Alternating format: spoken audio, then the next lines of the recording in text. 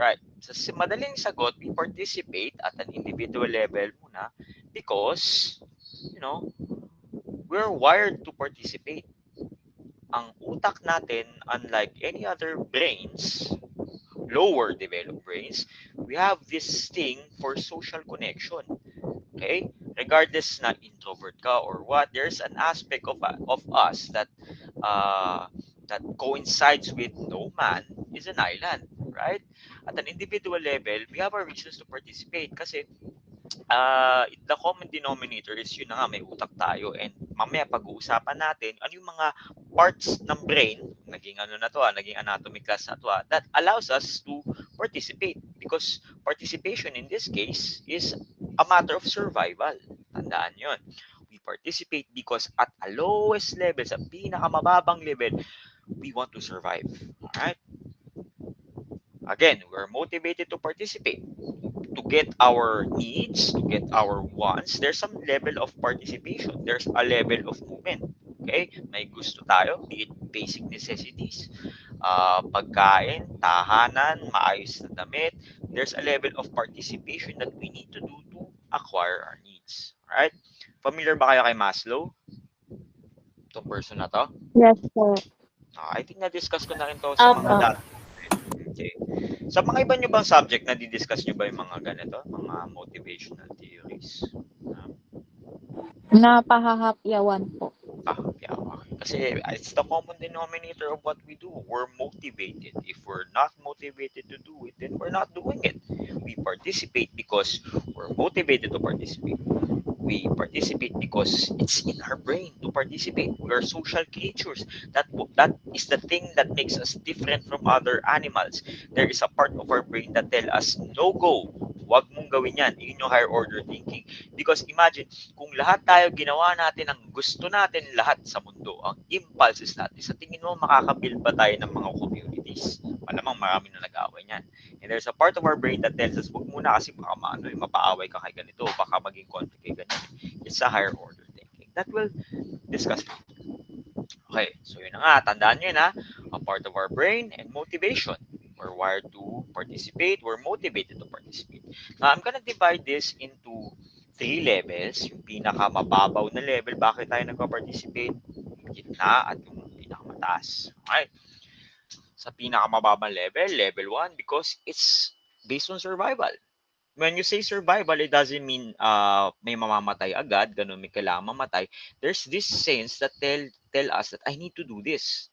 Now again, as we evolve, ang survival, hindi na siya yung mga saber-tooth tiger ba? Iba na tayo, sa atin nga, survival, yung kakainin, diet ba, mga ganun, na kailangan ko mapanood ito, mga ganyan, mga hobbies or whatsoever. In some way, that becomes a survival priority for us as time evolves. So, people participate because of basic needs and security. Agree ba kayo dyan? Yes. Yes. Kasi may mga basic tayong pangangailangan. And sometimes people could provide that. That could be our work para may resources tayo to pay. It could be some other people who provides that for that. Okay? So, we're at this survival level because when we talk about hormones, pasok tayo sa hormones, dahil mataas ang ano natin, mataas ang stress response natin. The higher the stress, the higher likely we are to do that. Okay? And sometimes if it's not stress, there's dopamine na rin. Kung na-excite tayo, na motivate tayo to do that, we are more likely to participate. So, yun yung pinakamababaw na level dyan. As a basis of survival. Number 2 is social participation. Okay? We participate because there's an element of belongingness. Diba? Love and belongingness.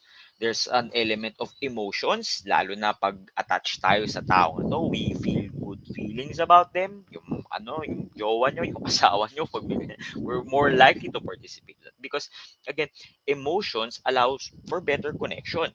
And emotion is a very strong driver. Diba? So going back to this, participation at a social level is driven by group engagement, social connections. Okay? The more that you love this group, for example, the more likely you are to participate. Yung kabaliktaran also holds otherwise. Diba? The more nalapakils ka talaga sa ano na to, talagang hindi ka magpa-participate. And if we look at it at a hormone level, there's this hormone called oxytocin, yung feeling na pag nagbabond ka with someone, it could be physical, it could be, well, oxytocin is more physical. There's this bonding hormone na nangyayari. Dopamine, reward, if you feel rewarded joining this group dahil love na love mo sila, for an example, you are more likely to participate when it comes to that. And also, there's this feeling of acceptance. The more that we feel socially accepted, loved in this group, okay, felt important, the more that we are likely to participate sa grupo na yan. Totoo nga naman, 'di ba? Kung nasa grupo na alam mo na feel mo na wala silang pake sa'yo at na parang nadi-disregard ka, ano yung level of participation? Very likely low. Pero kung itong grupo na to, solid, talagang alam mo na mahal ka, kung ano man ang magiging decision nila, sometimes without even thinking on your behalf, you just participate. Diba? And lastly, at the level 3, intellectual and impactful participation. This is now based on critical thinking, leadership, and innovation. And at this level, as I mentioned, dahil reasoning na ito, sometimes our participation could negate our basic necessities. Sometimes, pag nag-choose tayo na sumali dito, alam natin na baka hindi natin ma-meet ang social needs natin, ang physiological needs natin, ang safety needs natin, our love and belongingness. It's a higher order thinking.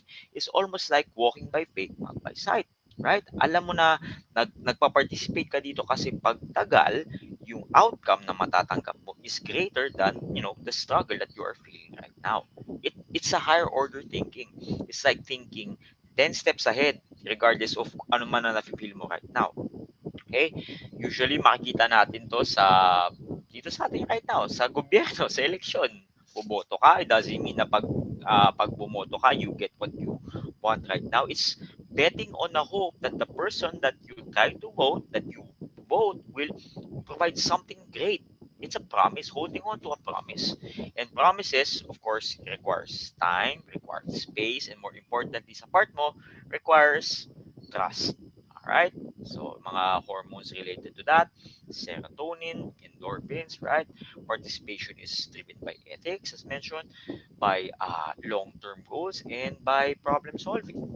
Alright? So, three levels na lang isipin natin. At an individual level, at a social level, and at an intellectual level. So far, nagigets nyo? Yes, sir. Di ba Yeah. mabigat ang ano? Pero nagiget nyo naman yan. Basta tandaan nyo lang, nagpa-participate tayo para sa ating sarili, may dahilan sa sarili, dahilan para sa grupo, at may dahilan sa future. Alright? Yun na lang ang ano natin, panghawakan natin. Alright, so assessing participation at the survival level, individual level lang muna, okay? So kung gagawa tayo ng recommendations based on that and also based on kay McGregor Burns, kung naalala nyo, bale, pakapyaw na lang ako dito. Ano bang implication nito? As a leader, you have to appeal to individual needs of people. And sometimes magiging balancing act yan because you can't, you can't make everyone happy as a leader. That's just a fact. But leaders, in doing so, must ensure some sort of stability, some sort of security, before they expect active engagement. Kung ikaw ang leader, at least ma-establish mo muna na stable ang paligid mo, na secure ang mga tao. If not, right, if you're trying to tell them to do something and hindi mo pa nagagawa yung prerequisite, people are not likely to participate if their basic needs are not met. Diba? Sa madaling salita na lang, if you want some type of social change as a leader, hindi nila gagawin niya kung nagugutom sila, kung puyat sila, all those basic necessities, right? Kung feel nila na hindi sila secure, ang ganda-ganda ng plano, pero the environment where you're functioning is not safe. So if you're a leader, and if you're trying to appeal to people at an individual level, kailangan ma-establish mo na yung stability and security. And also as a leader, if you want to have social participation, di ba? Kailangan may sense of belongingness. Again, madaling sabihin na kailangan may sense of trust and motivation. But if you could be the leader that allows fostering of teamwork and loyalty, that's one plus agad. Now, as a follower naman, if you are the follower, right? And you're trying to make more followers, okay? Followers should as a follower, you have to make sure na yung safety needs mo ba, nami-meet ba? You don't just follow blindly, right? We have to make sure na yung para sa atin muna. Sabi nga nila, how can you fill someone's cup if your own cup is empty? Diba? So, kailangan muna na as a follower, are your basic safety needs met? Are you, not just from the leader, from your personal level, na provide mo ba para sa sarili mo? Because, of course, fear and instability, they reduce participation. They reduce motivation. So, followers, should participate more.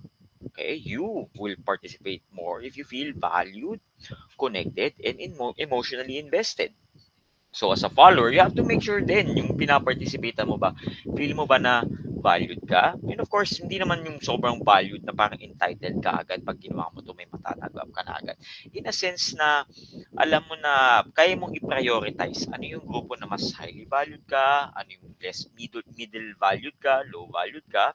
Now, it doesn't mean that, you're gonna sacrifice one over the other, but it allows you to prioritize. Mapapili ka, di ba? Kung saan ka mas magkoconnect at saan mag-invest because we can't be everywhere all the time. We can, as I always mention, uh, you could do everything, but you can't do well. You could do anything, but you can't do everything, di ba? Now, at the systems, kung part ka ng mga nag-implement na systems, the systems that you try to participate in, at least allow basic stability, like basic needs are met, for participation to grow. Alright? Sige, papayaw na yan. Now, as we move on, this one from survival at an individual level, we move on naman to a community level. Transactional na. Pag sa community level, you're not only participating as an individual, we're participating as a group. And as I mentioned, our individual preferences, our individual responses are also influenced by the people that we're with. Okay? Malaking impact yan pag ang grupo natin nag-yes, tas ikaw, in hindsight, no ka, pero pag napa-yes na sila agad, mas mataas ang likelihood that will say yes. Okay? Now, why do people participate at a group level? Okay? Social connection and belongingness, that's very obvious. Diba? Ano ba kabaliktaran nito? On the other hand, people participate because of in-group versus out-group. Kung alam natin na may kalaban, mas malakas, mas mataas ang likelihood na magpa-participate tayo in favor of our group. And kung familiar kayo with in-group versus out-group, this is a common social dynamics tuwing may grupo, mapapansin mo na kahit hindi sinasadya, kahit hindi sinasabi, may hatian na nangyayari. Normal yan sa mga grouping. Lalo na pag lumalaki ang grupo, parating nagkakaroon ng in-group na out-group. May dominant group at may non-dominant group. It's a common basic feature. Again, going back to survival, our way of survival. Making sure na yung mga individual needs natin also attached to the group are met. Second is personal fulfillment and growth na na-mention na nga rin. Why do we participate as a group? Of course, there's fulfillment and growth, right? On the other hand, ano makabaliktaran nito? Because we participate because we just want to maintain a status quo. Some people do that. There's no growth there. We don't want to rock the boat, sabi nga nila. So, just participate, for the status quo. Thirdly is access to resource and opportunities. Na-mention yung akin yan. If you participate, we get access to more opportunities. Diba?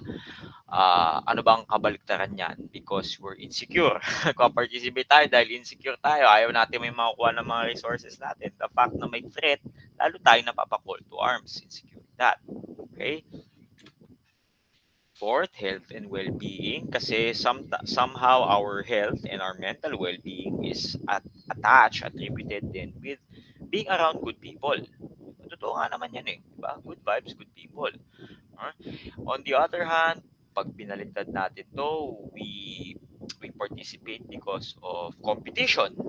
Dahil may competition na nangyayari. Now, competition is healthy, pero there's this type of unhealthy competition where you just really want the opposition to be weak. You just want the opposition, to na mawala na sila. That's unhealthy competition.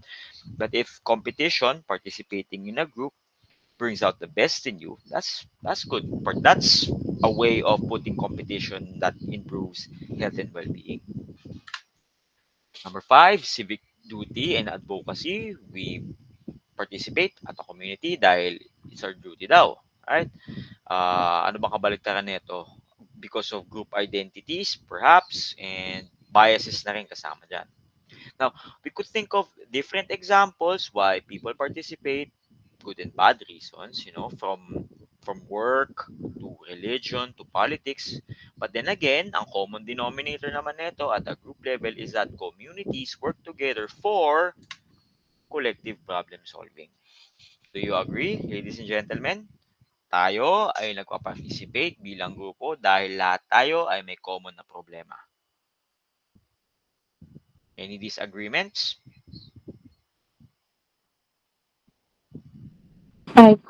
Yes. Okay. We agree because there's a collective problem solving. Tulad na lang nito, itong klase natin right now. This is a group and every individual here, every student here may individual level would they choose to participate.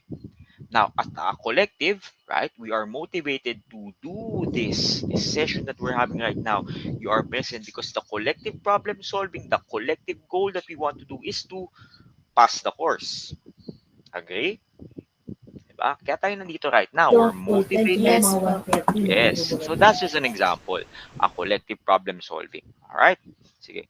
So again, many reasons why people participate in small groups in our community in particular, in our work in particular, in religion in particular.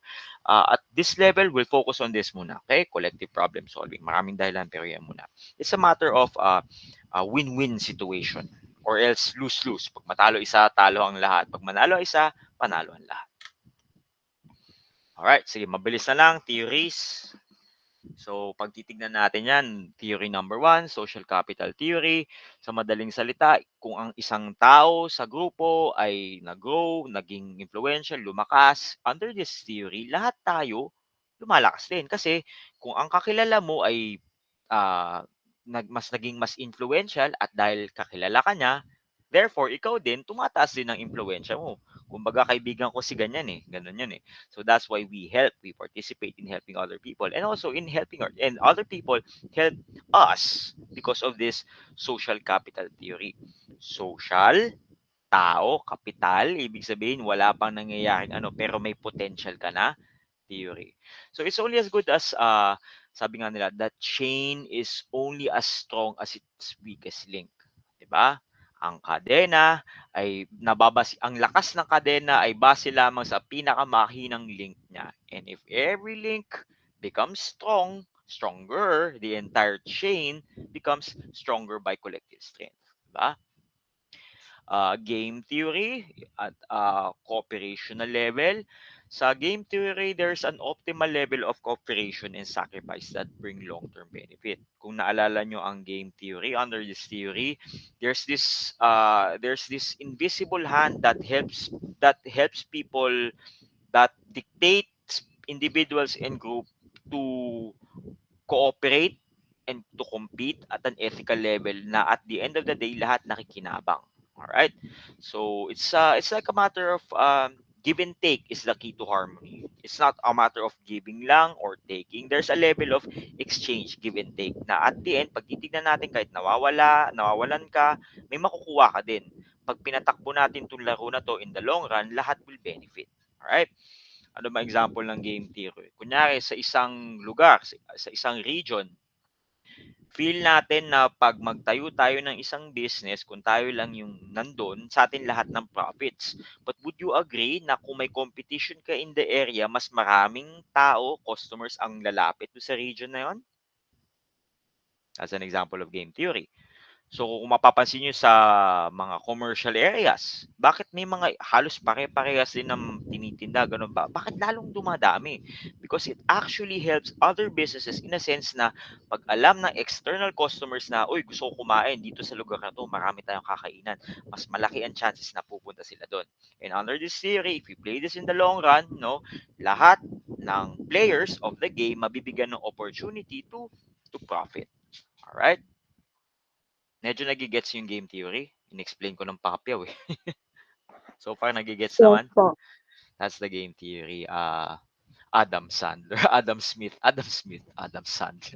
Okay, the next one is institutional theory.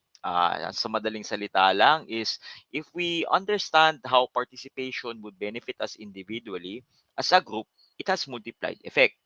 If I played the rules of the game properly, alam ko na yung mga tao sa paligid ko ay makikinabang din. Therefore, pag sila naman, they follow the rules of the game, ako bilang a participant, makikinabang din ako sa kanila. So may level of fair play. Naniniwala ka na sa ano na to may fair play that ensures fair game. Now, as you could sense at all of these levels, since they are theories, medyo kailangan na may onting promise ba, may onting paniniwala, may onting faith that it will happen. But thinking about this in the long run, na if I try to help you, if I scratch your back, you're gonna scratch mine, right? And if you scratch my back, you expect me to scratch your back. In a perfect world scenario, 'di ba? Napakagandang tignan, right? Yun yung theory na sinasabi. That's why we as a group cooperate because of win-win situation, right? And then again, theory lang yan. And every theory has an exemption to the rule. Pero that's a theory that's very promising to look at. So ano bang implication niyan para sa atin? We have to make sure that if we're participating in the group, dapat meron din tayong may matatanggap din tayo. Siguro unahin muna natin yung kaya natin ibigay kaysa sa kaya natin matanggap. Di ba? Yun lang, ako lang na at a personal level lang naman yun. Kasi kung inisip natin muna sarili natin, baka nabawasan yung mga grupo, yung mga organization na pwede natin makapagbigay ng serbisyo. Kaya nga sinabi nila na it's a matter of ministry. No? If you help a lot of people solve their problems, in the end, these people will help you solve your problem. Alright, so ito na lang, quick test lang naman siguro. Free association, yap. Okay, sige, skip na natin to. Basta gusto ko lang mag-focus dito. And of course, as I mentioned, it's not a perfect world scenario kasi if you belong in a group, there will always be biases, prejudice, groupthink, conformity pressure, echo chambers, lalo na sa social media, pagkasama kayo sa ganun, di ba? Authority influence, polarization, and cognitive dissonance. Yeah? So yun na nga. So titignan natin if our participation is doing more good than harm for the majority. And consider your participation if it's a greater duty. Kasi as I mentioned that you can't do anything but you can't do everything. You have to prioritize the group that you join in. Kasi if you try to juggle as many balls, as many time, baka yung mga bola na yan, tamaan ka lang sa ulo at may bagsak mo lahat. Sakto lang, mga dalawa, tatlong lang ba, bola lang ba. Alright, so we're moving it as a transactional level. Mga na lang to, recommendations na lang to siguro. For leaders, importante na yan, may mga public budget forum, rotating leadership roles, di ba? For local businesses, may community partnerships, yan. Para kung leader ka, at least lalo mo na-empower yung mga grupo, hindi lang individual, ang mga grupo under your jurisdiction. For followers, if you're part of a group who's following, maganda na may mga skills sharing workshop kasi remember that we're composed of many groups. As a group, you want to share your skills to other groups and other groups sharing their skills for you. Another one is volunteer point-based system. Sa madaling salita, if the group you belong to can volunteer to a different group, 'di ba? Napakaganda tignan naman nun. Another example is neighborhood cleanup drives and beautification drives. Now, if you're part of the system, yan, makadevelop ka ng mga community app or hotline that helps both leaders and also followers. Crowdsourcing problem-solving sessions. Diba? Kung may problema man, some people, they don't know who or where to find the answer. But if you collect them and you tell them na may mga tao na may alam, probably na may alam sa mga problema mo, that also helps the group. And of course, inclusive decision-making communities. All right. So we've moved to at a group level, dito na tayo sa transformational at a governmental level. Okay? Now that we've understood nga yung psychological perspectives, we've also understood the sociological perspectives, ba? We're gonna use participation at a governmental level. Even at sometimes even at a lose-lose situation, bakit ba may mga tao that they still choose to act? Just like we have transformational leadership by McGregor Burns, kung babalikan natin, we'll look at good governance model as a transformation. Okay, transformational participation, provided that, again, this is a democracy. This is beyond the typical manifestation of participation, such as voting. Di porket bumoboto ka, you're participating. Participation at a transformational level is something of a beauty when followers become empowered themselves. When yung mga people that you're trying to lead, they want to be co-leaders as well too. So, ibig sabihin, hindi mo na kailangan sila bantayan isa't isa because they're doing their active part. They're transformed. From followers, everyone becomes leaders, right? So, transformational participation in government, yan. Okay, refers to minimal, one-time beneficial interaction with the government. That's not just voting.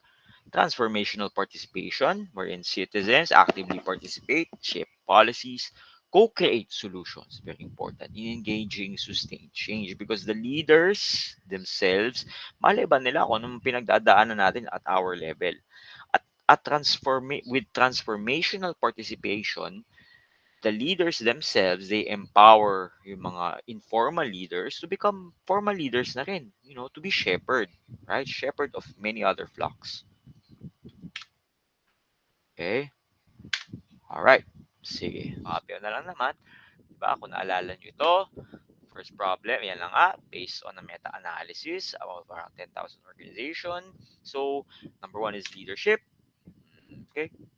So, sa madaling salita, if we perceive leaders to be weak, having ineffective decision making, sometimes leaders na may authoritarian tendencies or mga leaders with ethical failures, the less likely we are to participate because it is a negative connotation, negative view of a it's bad governance. With these type of leaders, when it's bad governance, of course, we're less likely to participate in that. Responsibility, 'di ba? When sometimes there's an avoidance of accountability, leaders, followers, even the systems, may mga passing of blame or avoiding consequences for their action, right? May mga uneven delegation, ibig sabihin, mas maraming trabaho binibigay sa ganito, dito halos wala na lang. Lack of commitment, makikita naman natin yan. When people, followers, leaders, and systems, they fail to meet obligations consistently, we are less likely to participate in that type of government. Transparency. Mhm. A word na gamit na sa course na to, but is actually true. Honesty is the first chapter in the book of wisdom. So regardless if you're a genius, you're effective, but if you're lying, everything leads to ruin. In the end, when everything is revealed, kahit gaano kaganda idea mo, ang intention mo, pero kung may bahid ng kasinungalingan dyan, di ba? May agenda ba? Everything is led to ruins. Hidden agendas, for example, government with hidden agendas, lack of openness in process and decision, insufficient communication. Feel natin na monologue ba? Na hindi tayo napapakinggan. That's also part of transparency. Complex system, kung masyadong komplikado ang sistema na nanghingi ka ng impormasyon or nagbibigay mo sila ng impormasyon na it's not a one-is-to-one dialogue na papapuntahin ka pa kung saan. Sometimes it's very stressful just to handle that type of information. Therefore, pag ganyan, with a lack of transparency, the less likely we are to participate in that government system. And of course, trust. Trust. Very important, di ba? Without trust, someone says that trust takes years to build but seconds to break, which is true. No, so if you're making or breaking trust, the chain that puts everything together in good governance, winawasak mo ba o pinagtitibay mo ba? Trust is that element. With more trust, lalo mo na pagtitibay, and with less trust, kinakalawang yung kadena na umahatak. Governance with broken promises, consistent ba? Consistent to, of course, may mga, no government is perfect. Talagang minsan magkakamali talaga dyan. And yun na lang talaga, may bias din tayo as part of our survival mechanism na nakikita natin yung isang mali sa 99 na tama. Alright? I'm not saying that on an ethical perspective. And again, this is just our survival mechanism na talagang natural sa atin na i-highlight talaga natin yung isang mali sa 99 na tama. Kahit sa mo i-apply yan, kahit sa pag-ibig ba, kasama din yan. It is true that we do that. Okay? But if it's consistent, di ba? Failure to deliver on commitments, di ba? the less likely people are to participate in that. Again, historical broken failures, perceived bias, decisions that appear to favor certain groups over the other were less likely to participate in that type of government. And of course, political participation itself. If the government, if the type of system, the government does not allow participation, di ba? Talagang hindi tayo makaka-participate, di ba? The best decisions are made when every voice is heard. Without participation, failure speaks louder. Okay? And makikita natin kung may mga stakeholder exclusions, mga key groups, including us, diba? Hindi tayo nakakapag-participate in decision-making process, limited public engagement, and cultural barriers. And again, as mentioned, itong lima na to, tied up to good governance, the lack of it would reduce our likelihood, our tendencies to participate. Bakit nga ba tayo magpa-participate kung palyado naman ang leadership, 'di ba? Kung hindi naman natin nakikita na responsable ang mga tao sa mamamayan, kung hindi natin nakikita kung saan napupunta yung inaambag natin. Tax, for example, 'di ba? If we don't trust it to begin with, and if participation is not allowed, kung di naman talaga tayo nabibigyan ng chance of participation, with all these factors included, right, multiplying force to, we are less likely to participate. But going back, I think corruption talaga is one of the biggest driving factor why people not do not choose not to participate, especially in the context of the Philippines, di ba? So balikan ko lang naman to, mabilis na naman. People placed in powers have agenda. Okay. For example, uh, a person, sakto na to, ngayong election, a person who spent 100 million election campaign more likely would see that as an investment. Gumastos ka na 100 milyon, ano yan, charity ba? Talaga, wala kang ine-expect na may ROI ka dyan, di ba? That's just me speaking out loud, di ba? Kaya ako, I'll just say my biases din naman. Ako taga-Pasig ako, my mayor is Vico Soto. Ako kumpara sa dati kong pinanggalingan na city, which I will unnamed, Quezon City, mas active ako nagpa-participate ngayon sa Pasig because I know there's this level of trust na I know na tong leader na to is not spending that much. And again, don't mind my political perspective when it comes to that, but we have to consider that corruption really takes its toll. All right.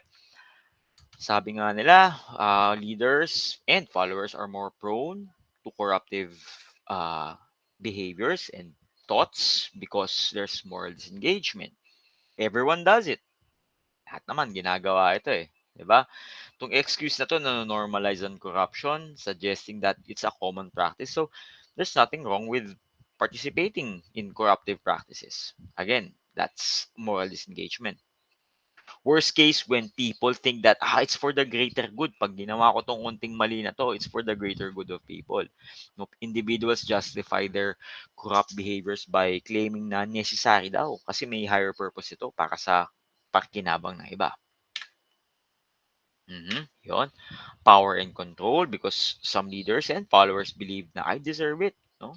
Itong position na to, pag nagtagal, they may feel entitled to certain perks or benefits. And I've seen people na talagang absolute power corrupts absolutely, 'di ba? With great power comes great responsibility. Balikan ko nga lang naman 'yon. And people na masyado na na-expose with too much power and control without some sort of moral and personal check and balance may feel entitled to that. They believe that their status or contribution it justifies unethical actions, like bribery or misusing resources. Sometimes people at the bottom naman who wants to gain more power think that it's the only way to get ahead. Doing something corrupt, basta hindi mahuhuli is the only way to get ahead. And again, when corruption is normalized, people may feel that engaging in corruptive practices are the only way to succeed or to advance in their career. Mhm. Number three, yan, social influence and conformity. Going back, pag naisip na ng isang leader or follower na ganito talaga sa amin eh. Ganyan talaga eh. Corrupt talaga eh. Ganun eh. Di ba? And people often conform to these local organizational norms. Pag nakita nila na Yun yung normal eh, yun ang status quo, but should not be the normal. I believe na there's more moral and ethical sense in the government, but it just so happen na ang programming natin mas napapansin talaga natin yung mga corrupt, 'di ba? Sabi na nga na-highlight natin yung isang mali out of a 99. Naniniwala naman ako na no government is built to fail. Walang nagtatayo ng gobyerno, local government, municipality, whatsoever, just to fail, just to act corruptly. Yun ang paniniwala ko. So, baka ano ba ako, masyado ba akong mabait, masyado ba akong optimistic? I don't know. Pero alam ko din na observant din ako with when people they fall into corrupt practices, which is actually good din. Kasi it's a way for us to check, 'di ba? Pag definitely guaranteed na guilty ang isang tao na ganyan, of course we oust that and we learn from the experiences not to elect someone with the same inclinations and the same agendas ba kung tutusin. Right, so back to social influence. If I don't do this, someone else will do it. So mas maigi na ako na lang ang gumawa. At pag nandiyan na tayo sa ganyan kasing level of uh, moral justification, ay matindi na yan, di ba? So corruption can happen both internally and externally, di ba? It could happen wherein some good people, leaders or followers, are easily corruptible, no leaders corrupting other followers, and sometimes bad environment brings out the worst, di ba? Uh, the huge following of a corrupting leader. So corruption is a very slow and unseen poison. Now you may think that everything is okay, but with just a trigger, everything falls down ko lang naman. At least we understand, we don't just show up, we don't just participate to tick off boxes just to fulfill a requirement. Some people, well, most of us, we show up because we believe in something bigger than ourselves, di ba? Either kung kahit sundalo ka, in my case, di ba, in the field, or a fighter in the ring, yan, na yung last fight ko na, well, not, yeah, that was my last fight back in 2020. We participate in these things because as beyond our self-interest, we believe in a higher purpose. Masyado mabigat yung purpose eh. We believe in a higher reason, be it for collective problem solving, or we believe in the transformation not of just ourselves but also the transformation of the people we choose to follow and the people we choose to serve. So soldiers serve not only to protect but to stand for the values, that bind a nation. Coming athletes, we don't just train to win, but to push our limits, present others, and inspire, as future public servants. You're called to lead not from above, but from within the communities that need your voice, your action, and your courage. So participation is how change begins. No, it's how trust is built. Okay, and it's how you, and again I keep on saying this to all of you guys because I really believe this, and it's how you as future leaders, will turn ideas into better realities by participating, 'di ba? By participating itself, you become leaders, you turn your ideas into reality. So we don't just study this course, good governance. We live it, we participate in it, and we keep showing up for it. Now we understand this from individual because we participate because of surviving motivation, because we're wired with. We also understand this because we're doing this for a common good, right? And we're doing this to transform other people, how to influence other people to participate in the right reasons. All right. Okay.